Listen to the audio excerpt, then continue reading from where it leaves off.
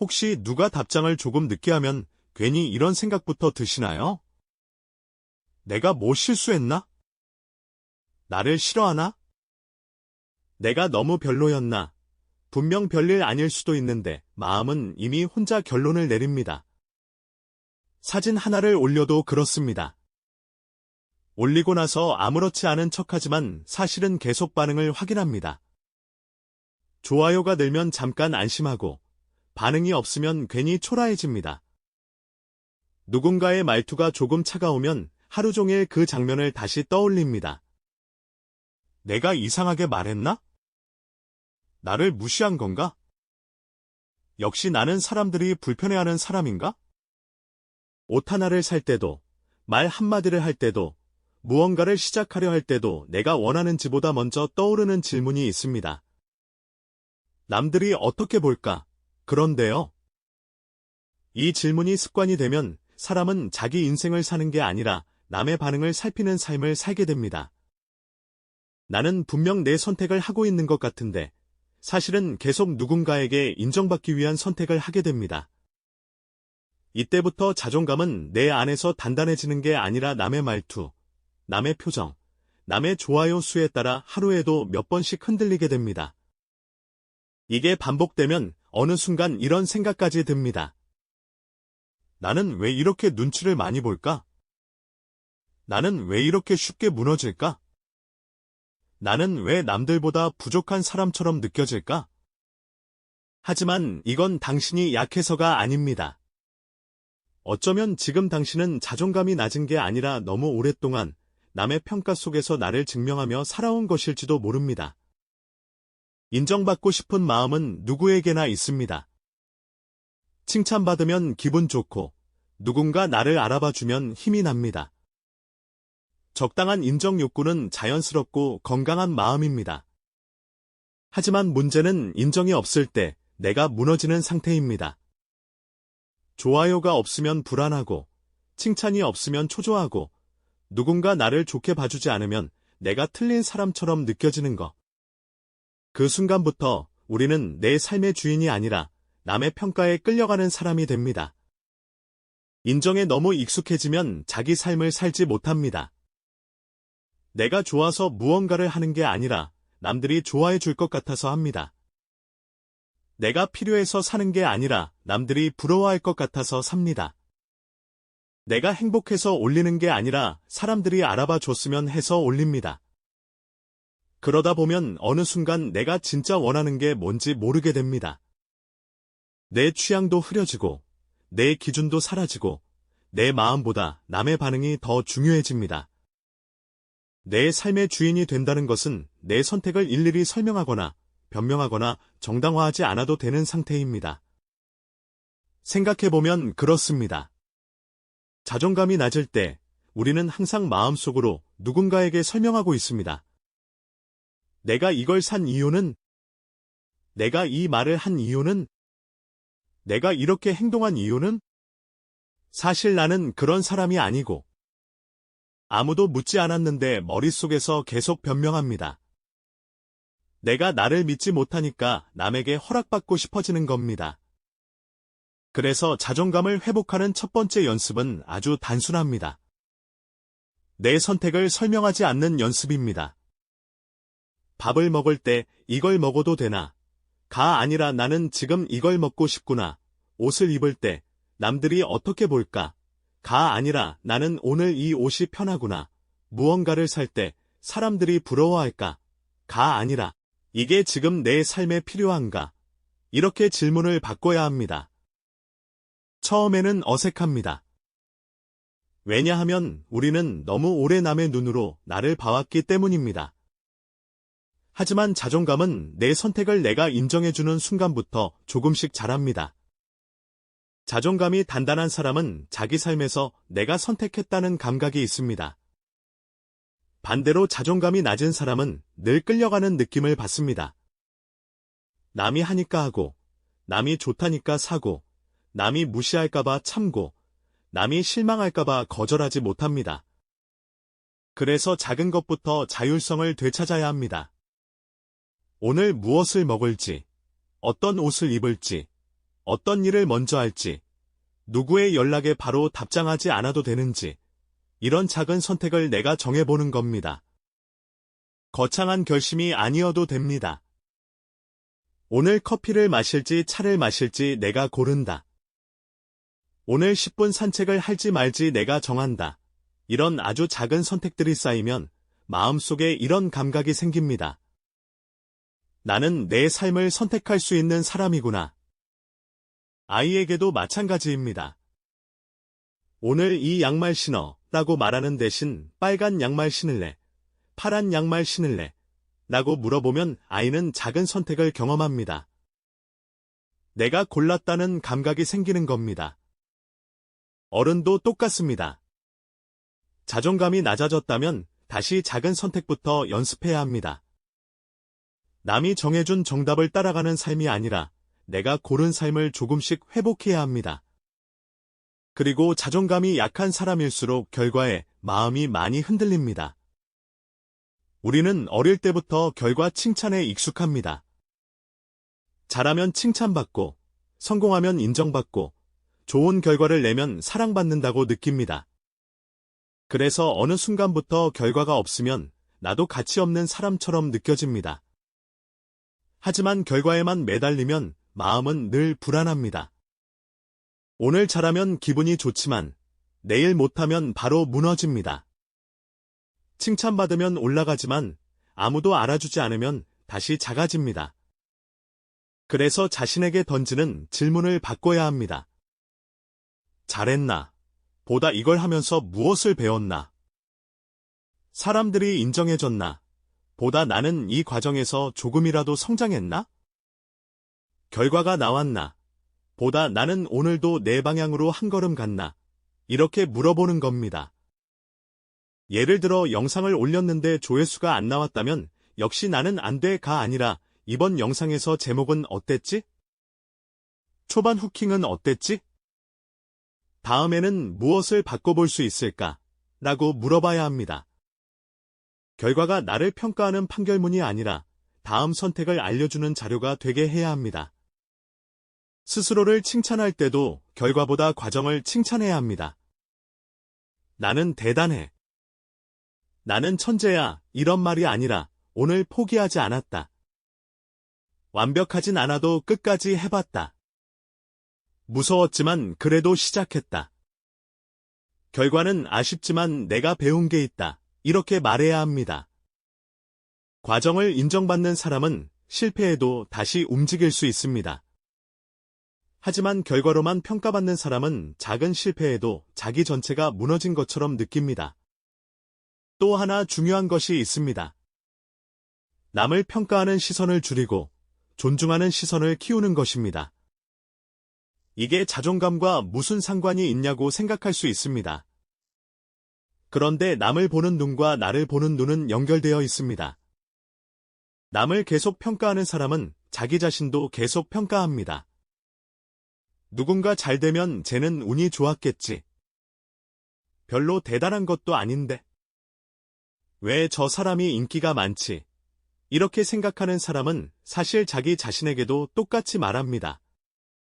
나는 왜 저 사람보다 못하지? 나는 왜 인정받지 못하지? 나는 왜 아무것도 아니지? 그래서 자존감을 높이고 싶다면 남을 깎아내리는 습관부터 줄여야 합니다. 누군가 잘 되는 모습을 봤을 때 속으로라도 이렇게 말해보세요. 저 사람에게는 배울 점이 있구나. 저 사람이 인정받는 이유가 있겠구나. 나와 비교할 대상이 아니라 참고할 사람이구나. 이건 남을 무조건 떠받들라는 뜻이 아닙니다. 타인을 평가의 대상으로만 보지 말고 존중의 대상으로 바라보는 연습을 하라는 뜻입니다. 신기하게도 내가 남을 인정하면 내 마음도 편해집니다. 왜냐하면 그 순간 나는 평가받는 사람이 아니라 바라보는 사람이 되기 때문입니다. 저 사람이 나를 어떻게 볼까?에 갇혀있던 마음이 저 사람에게는 어떤 좋은 점이 있을까?로 방향을 바꿉니다. 그러면 긴장이 줄어듭니다. 면접장에서도 마찬가지입니다. 면접관을 보면서 나를 어떻게 평가할까? 만 생각하면 몸이 굳고 말이 꼬입니다. 그런데 저 사람들은 이 자리까지 온 사람들이구나. 배울 점이 있겠구나 라고 바라보면 내가 평가대 위에 놓인 물건이 아니라 상대와 마주하는 사람이 됩니다. 자존감을 단단하게 만들기 위해서는 마음속 언어도 바꿔야 합니다. 여기서 도움이 되는 6가지 태도가 있습니다. 용서, 연민, 사랑, 수용, 감사, 존중입니다. 이 단어들이 조금 뻔하게 들릴 수 있습니다. 하지만 실제로 마음을 단단하게 만드는 훈련은 거창한 이론보다 이런 태도를 반복하는 데서 시작됩니다. 먼저 용서입니다. 오늘 실수한 나를 계속 벌주지 않는 겁니다. 왜 또 그랬어? 가 아니라 실수했지만 배울 수 있어 라고 말하는 겁니다. 그리고 타인에게도 마찬가지입니다. 모든 걸 참으라는 뜻이 아닙니다. 나를 해치는 사람을 억지로 받아들이라는 뜻도 아닙니다. 다만 내 마음을 계속 과거의 분노에 묶어두지 않는 연습입니다. 두 번째는 연민입니다. 연민은 불쌍하게 여기는 게 아닙니다. 힘든 나를 조금 부드럽게 바라보는 겁니다. 내가 왜 이렇게 약하지? 가 아니라 그동안 많이 버텼구나 라고 말하는 겁니다. 남에게도 저 사람 왜 저래? 라고만 보기보다 저 사람도 자기 안에서 힘든 게 있을 수 있겠구나 라고 한 번쯤 바라보는 겁니다. 세 번째는 사랑입니다. 사랑은 거창한 감정이 아닙니다.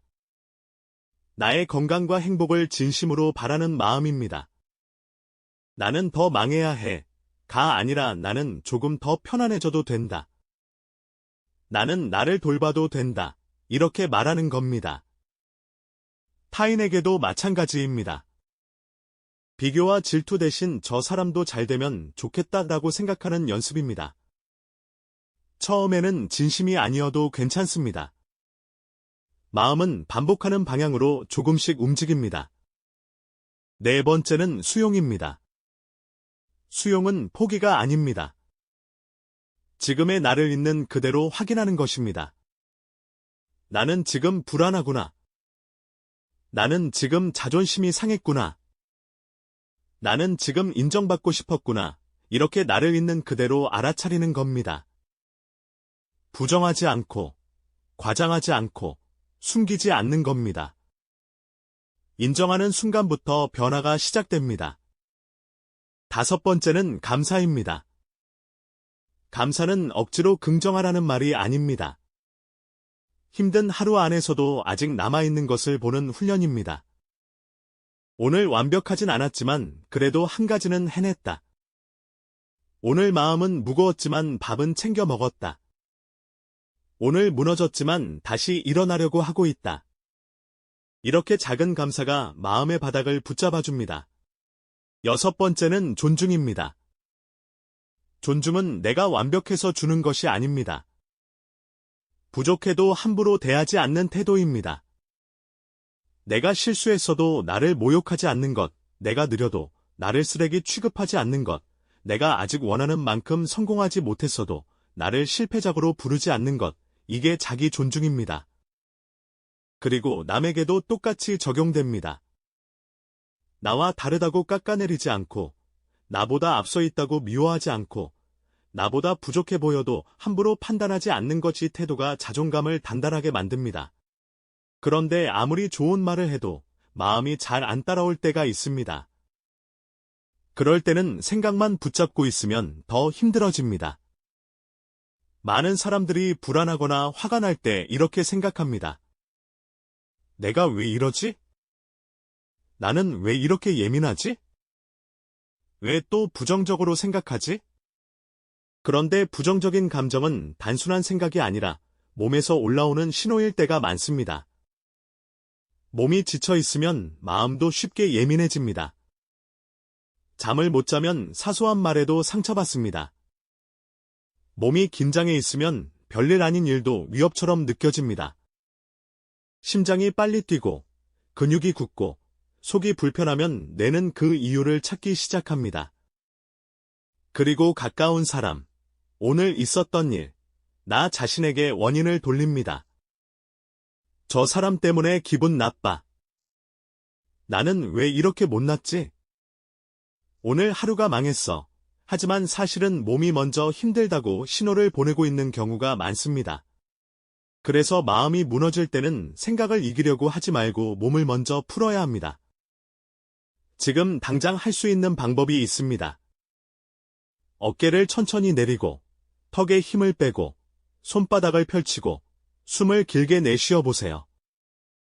숨을 들이마시는 것보다 내쉬는 시간을 조금 더 길게 가져가세요. 그리고 속으로 말합니다. 지금 내 몸이 긴장했구나. 지금 내 마음이 나를 보호하려고 과하게 반응하는구나. 이 감정은 영원히 계속되는 게 아니라 지나가는 신호구나.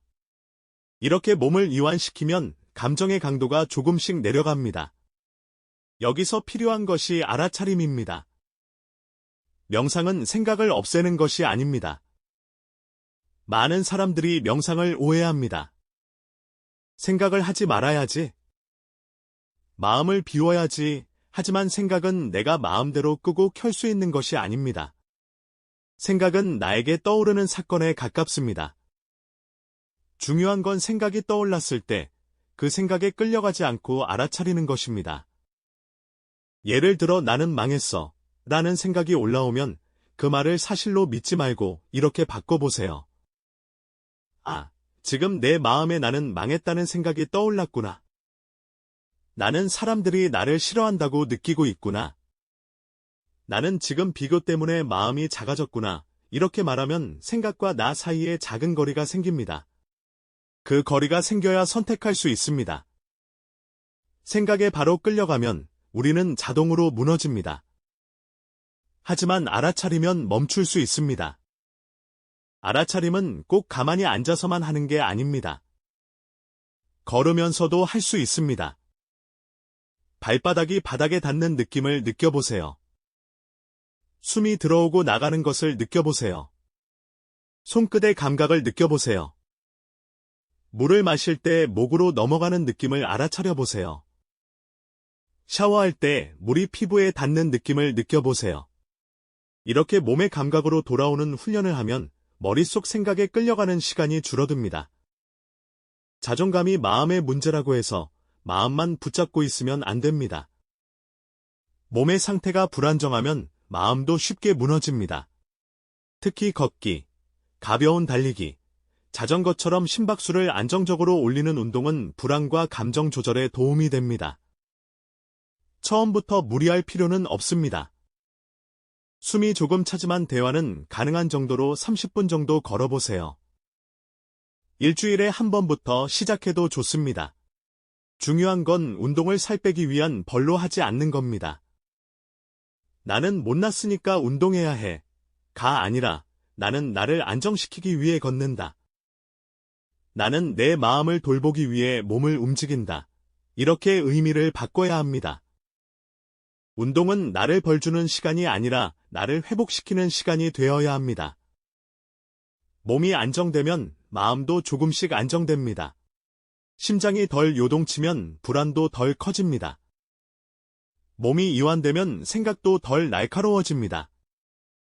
그리고 인정받고 싶은 마음이 올라올 때마다 잠깐 멈추는 연습도 필요합니다.